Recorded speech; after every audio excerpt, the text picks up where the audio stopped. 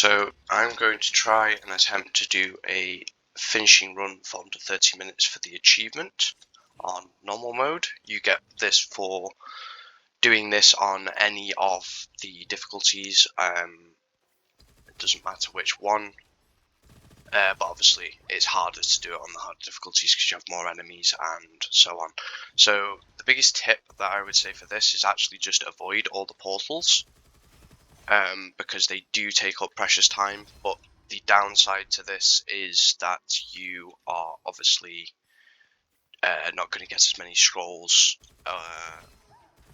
in your run through, which might make it slightly more difficult because obviously you won't have as many powers and buffs.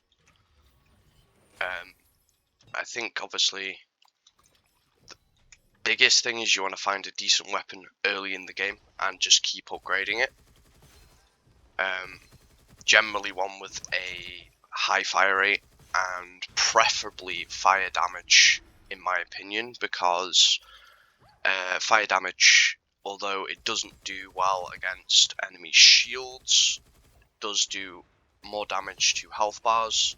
So once you actually crack the shield, you'll be doing more damage, whereas if you play something like lightning or corrosion, as you can see, these guys have yellow bars above their head, which means that they specifically you're meant to use corrosion damage to take down their shield more effectively, but the difference is that corrosion damage doesn't do the additional health damage when you actually crack their shields. So in my opinion, it's more beneficial to have a fire weapon than any other weapon, just because of the initial health damage, and most of the enemies you will encounter generally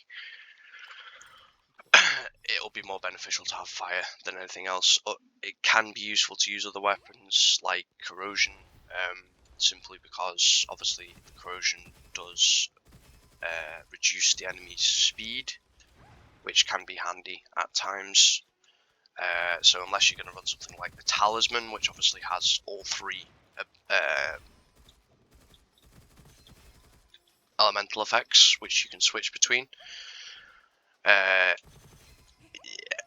I'd say personally that corrosion is by far the more beneficial, especially if you're going for a fast run, because you can just rip through enemies a lot quicker than anything else. One of the best weapons to have, in my opinion, wouldn't be this. I mean, this is probably the second best weapon, in my opinion. If you're going fire damage, the best one by far, in my opinion, has to be the fire scale, because of having that fire scale bomb, which basically means that after you do a certain amount of crits, you gain a fire scale bomb, which basically works like a shotgun blast. This does have a similar thing, but this you can use all the time, but the problem is that it uses up the rest of the ammo that you have in your clip. So that can be a bit of an issue if you don't get any ammo buffs or don't happen to find very much ammo, because you can just potentially run out in a mid-gun fight and be in a bit of a sticky situation. So I am going to take the fire scale. Wait for good is always a good score to have, because it means that you deal crit damage every 10 seconds. That paired with the fire scale is really, really nice, because it actually gives you more fire scale bombs more quickly. So it means that you can use them more effectively, I guess. Which one? That one.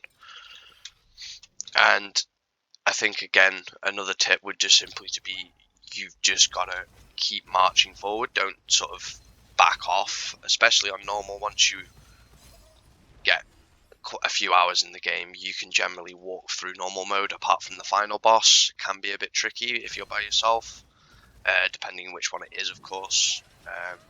The other thing I will say is always make sure to utilize your abilities, especially if you're playing the cat. His smoke grenade can be extremely useful if you're trying to do a speed run, because obviously you can do high amounts of damage to large groups of enemies very quickly while also slowing them.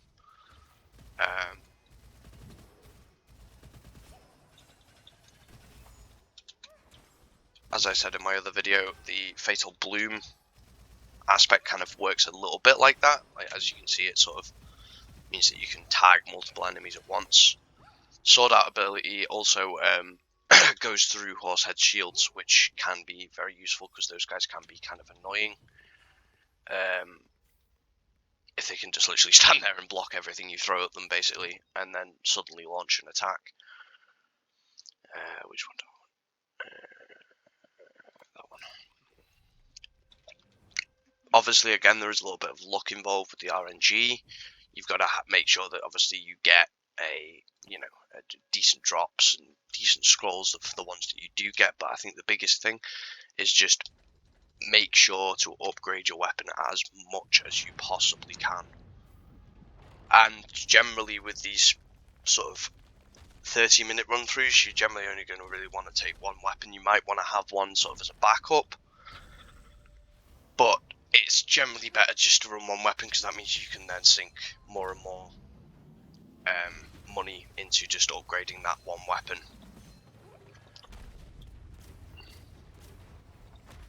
And that is the fire scale bomb ability that I was talking about. As you can see, you can run that up really, really quickly, and you can just absolutely rinse through them like that. That literally took me, what, 10-15 seconds to rinse through the first boss with this gun.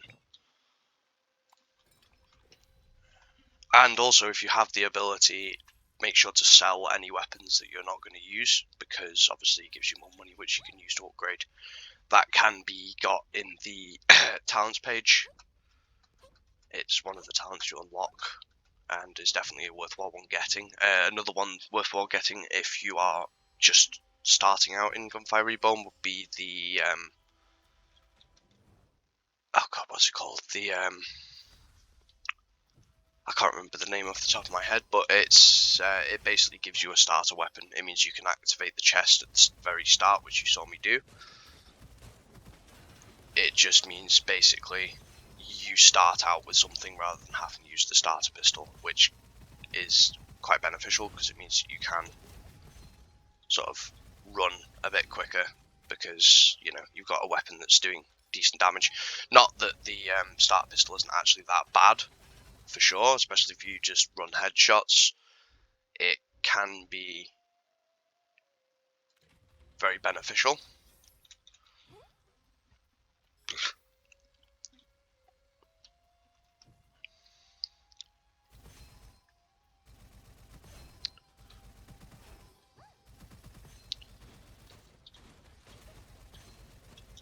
And against these guys, your biggest ability is definitely your A and D keys if you're playing on mouse and keyboard, or just your left and right buttons if you're playing on controller. Just cause their moves do track you to a certain extent, but you can dodge them by going left and right rapidly. Another one is also learning to dash to the side. That's very useful for dodging a whole host of abilities. And always check out the peddlers, of course, because sometimes they have really nice scrolls and sometimes really nice weapons too, and you can also upgrade your sorry, not upgrade, but restore your health and ammunition and so on and so forth, which again is kind of paramount when you're going for a speed run, because the last thing you want is to run out of ammo and have to waste time running around a map trying to find a weapon.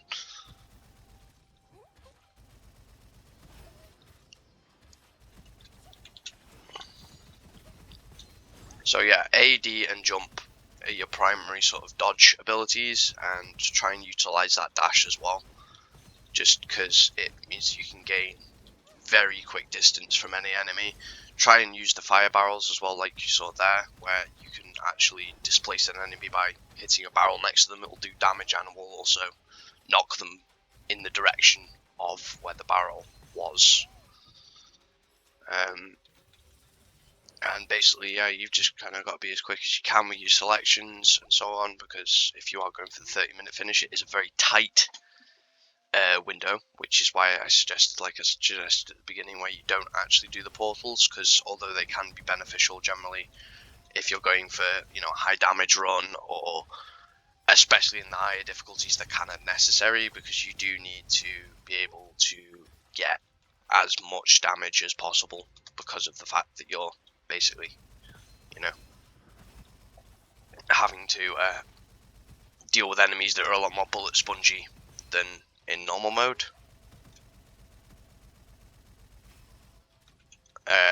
One thing to be aware of with the fire scale, the longer you hold it down, the more inaccurate it becomes.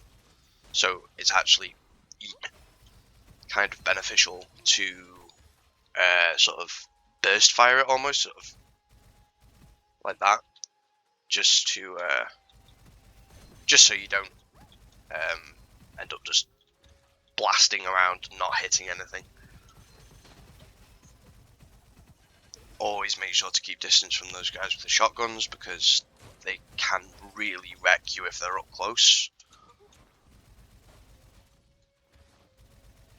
Oh, these guys are annoying because they tend to keep teleporting and dodging you.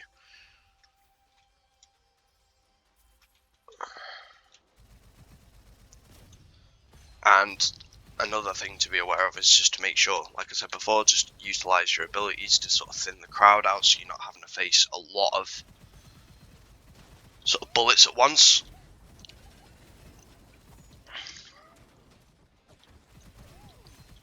Which is where one of these with a sort of AoE attack is very useful. Now these big guys are kind of difficult because their crit spot is actually on their back, so you can't really do very much damage to them in front, but you can do enough to kill them, obviously. The best way to deal with them is, if you don't have many enemies around, is to actually let them charge you and then simply dodge out of the way and just dome them in the back as much as possible.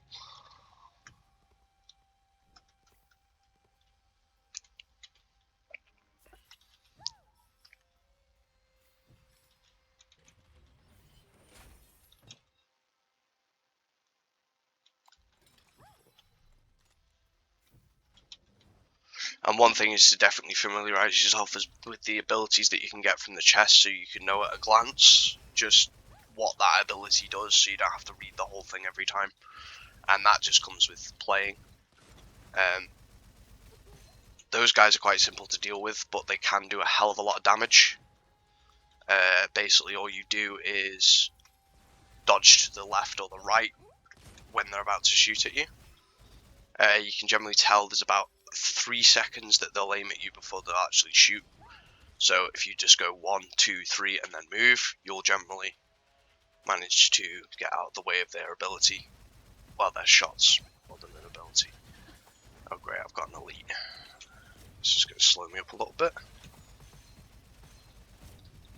Now with this guy, because his shield's blue, I should technically be using electric damage until his shield goes down and then swap to fire. But as you see, he's quite easy just to wreck with fire. Ooh, well, that's quite a nice fire scale, but it's massively below what I've got, so I'm just going to sell that one. And that is the other thing you should always do as well, is make sure to read the abilities on the weapon, because sometimes you can have like a +10, and you know the weapon you're picking up is a +4, but it's got a really, really nice legendary on it, which means that, you know, it'll do more damage even than the +10. Mine doesn't have that nicer stuff on it, but because it's a +7, I'm kind of tempted to keep it over a +4, just because at this stage it's going to cost me quite a lot to upgrade it, and I'd rather just stick with the damage increase that I've already got. So yeah, that's their crit spot on the back there, that cross.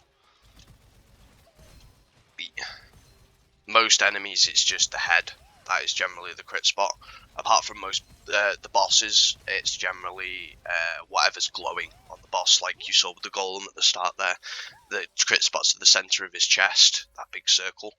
And also his head. If you aim for his eyes, you can also crit on those, but generally it's just easier to go for the centre of the chest because it's a bigger target. Unless you're using something like the talisman, which obviously automatically seeks crits, in which case you don't really need to do anything, just shoot at them.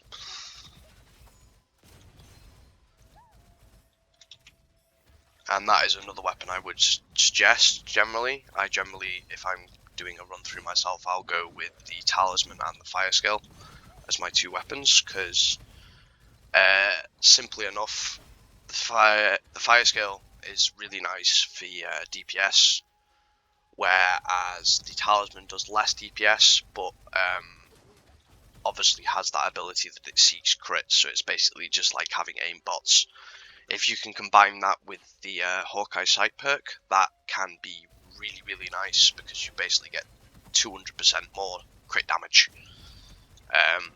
So if you can get that with a Talisman, it's extremely OP.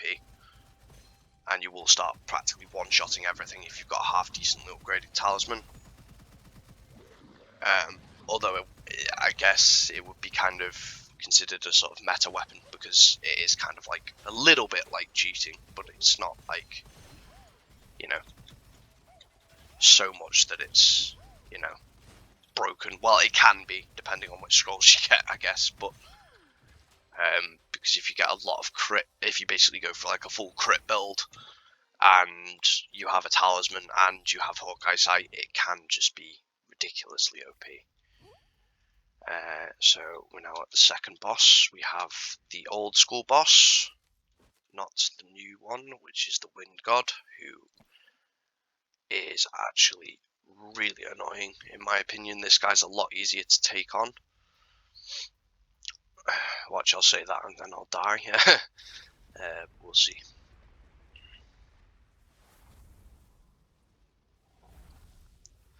So this guy, in his first form, the crit spots are his head, his eyes, because you can see obviously they're glowing.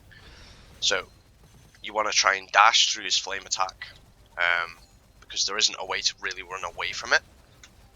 But if you stay close, I find it does less damage and is easier to dodge. But he does also have a, there we go, I knew I'd die, close range attack, which can be really unbeneficial, which I think is what got me there, unfortunately.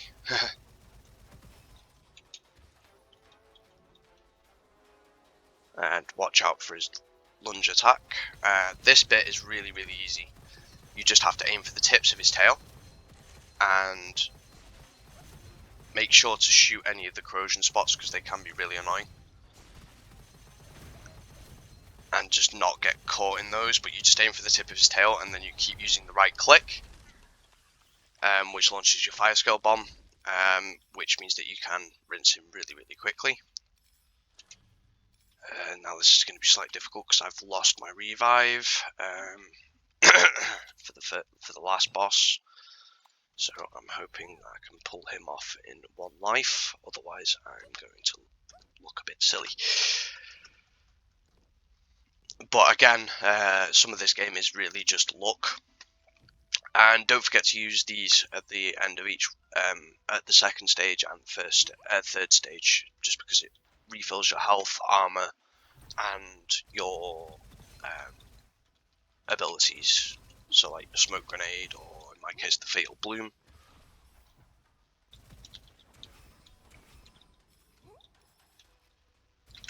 And generally you want to go, like, use your abilities on multiple enemies, so you can just rip through them dead quick without having to just shoot, you know.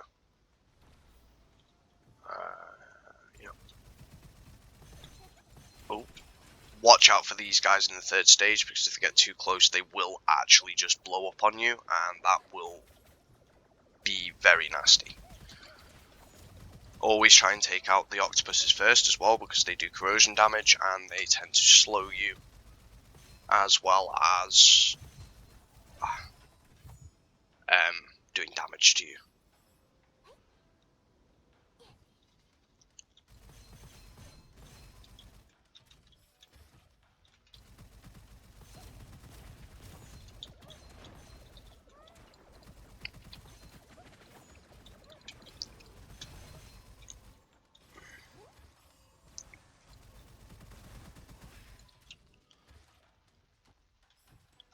Oh, laggy.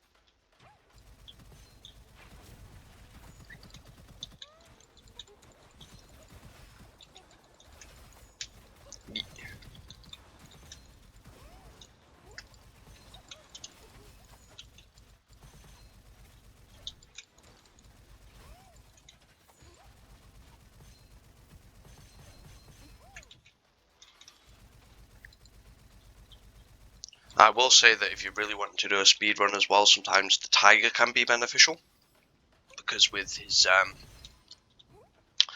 because he has the fastest movement speed in the game, and the fact that if you get the right upgrades for him, you can potentially start one-shotting practically anything. Can make it very easy, and he does also have the lightning ability, which can basically, well, it's basically just change between enemies. It kind of works again like an AoE. So that can be really beneficial. The only problem is, like I say, you have to have the right build on him for that to work. So you're kind of reliant on RNG rather than just, you know, pure skill, I guess. So that is kind of the issue with playing the Tiger. It's also kind of the issue with playing the Bird. He's also very, very fast, but the problem is that if you don't get the right perks and abilities and scrolls, then you can end up in a lot of sticky situations simply because of his armor and not being able to regen it, and you end up stuck with, like, you know, freaking 2 health, and you're dodging everything like an absolute madman, but, you know, it just takes that one little fatal mistake and you're dead, basically. So that can be very unbeneficial with the Bird. They're more sort of characters that are based more on RNG than actual skill. But then again, if you get really, really good at the Bird, then you generally don't get hit. So, you know, there is a sort of trade-off to a certain extent.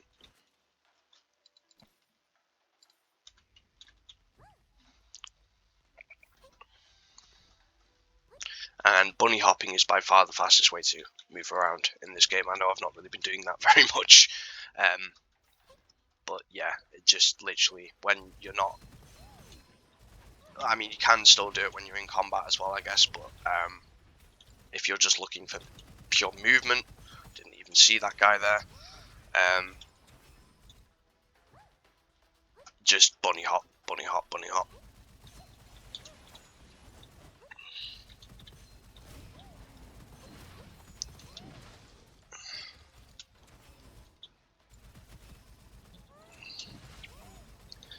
These guys are really easy to dodge. You just literally jump over their ability as they hit the ground.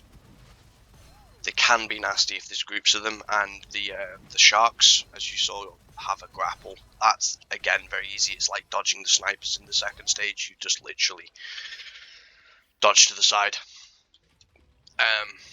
Be aware of the monks, though, because they do have a teleport, which means that they can basically jump in right close to you very, very quickly, and they will drain your health. And that is regardless of your shield as well, so they can actually kill you without actually taking down your shield, and it also regens their own health. So that can be unbeneficial.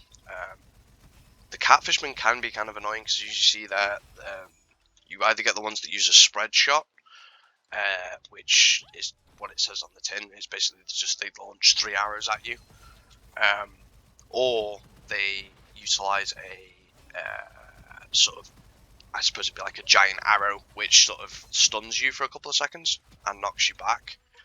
So that can be tricky to deal with in certain situations, because you basically stood still for a couple of seconds, which is not what you want in this game.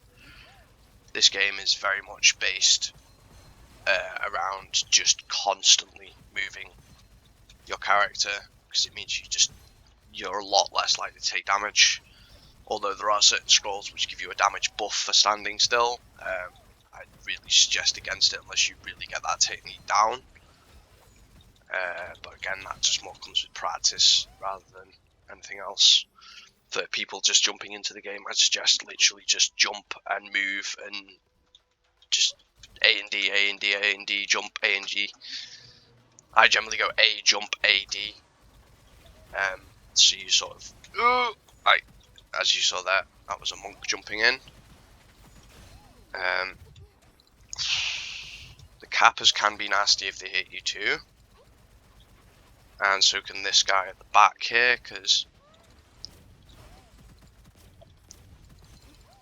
he does AoE damage on the floor like that, which sometimes you don't actually end up seeing, and then all of a sudden, boom, you know, you're dead without realizing you're actually taking damage.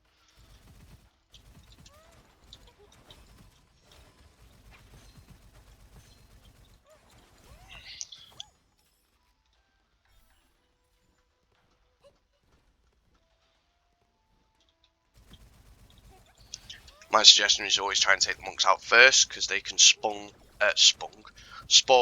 the little lantern guys, which can get really annoying when they're in groups. And then focus on the big guys with the Gatling guns. Then take everything else out. Oh god.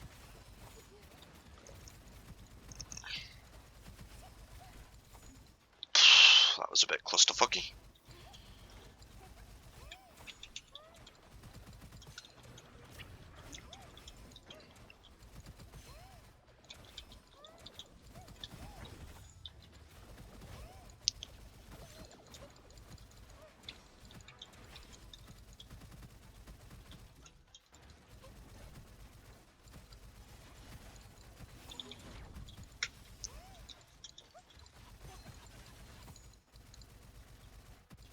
That was an example of what the other catfish man looks like, where he just sort of goes and fires like 4 arrows at you.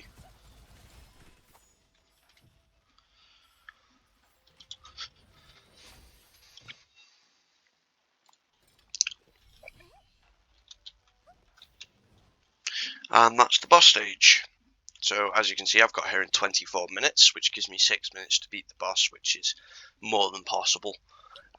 Whether I will beat the boss is a different matter, because as I saw earlier, I made that slight mistake and lost my revive, which you generally want to try and save for the last boss, because obviously he's the most difficult. But we shall see what happens.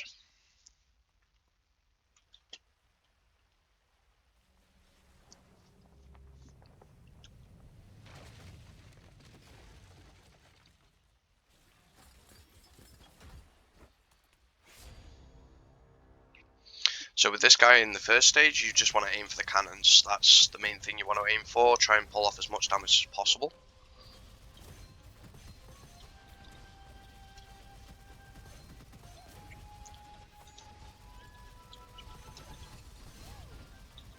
The crit spots are like the center of the cannons, and if you do enough damage to one cannon, it will sort of despawn, which means that you then have to move on to another one. Oh, yeah. So it always hits the back line first. So you're generally best to push forward. Then you want to pick up this bomb after you kill the catfish. Octopus, sorry, not catfish.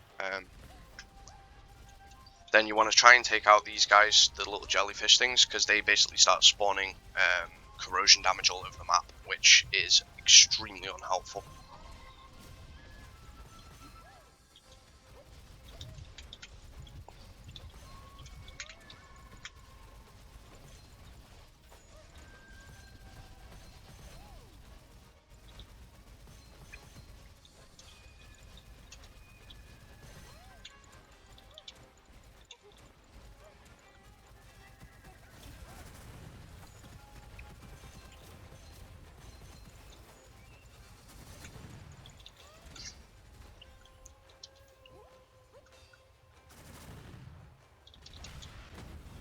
Then you get him down to the second stage.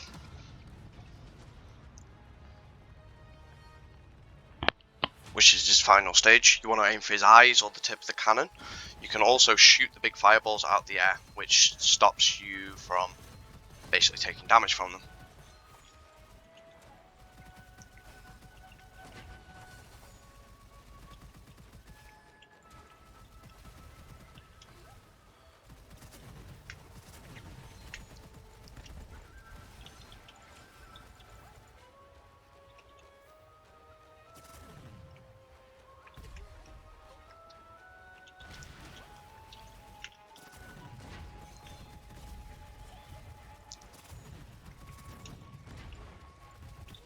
Oh, so close yet so far, but you get the point. I can't use my revive. If I still had my revive, then I'd be able to pull that one off. But some of this game does obviously discount a luck. I mean, I can sit here and give you multiple tips on how to do it, but I can't exactly, say, yes, this is the surefire way to complete the game. But as you can see there, it's 26 minutes 59 seconds, and I'd nearly killed the boss, so that would have been easily a 27-minute finish, which would get you the achievement. So I hope you enjoyed, and I'll see you in the next one.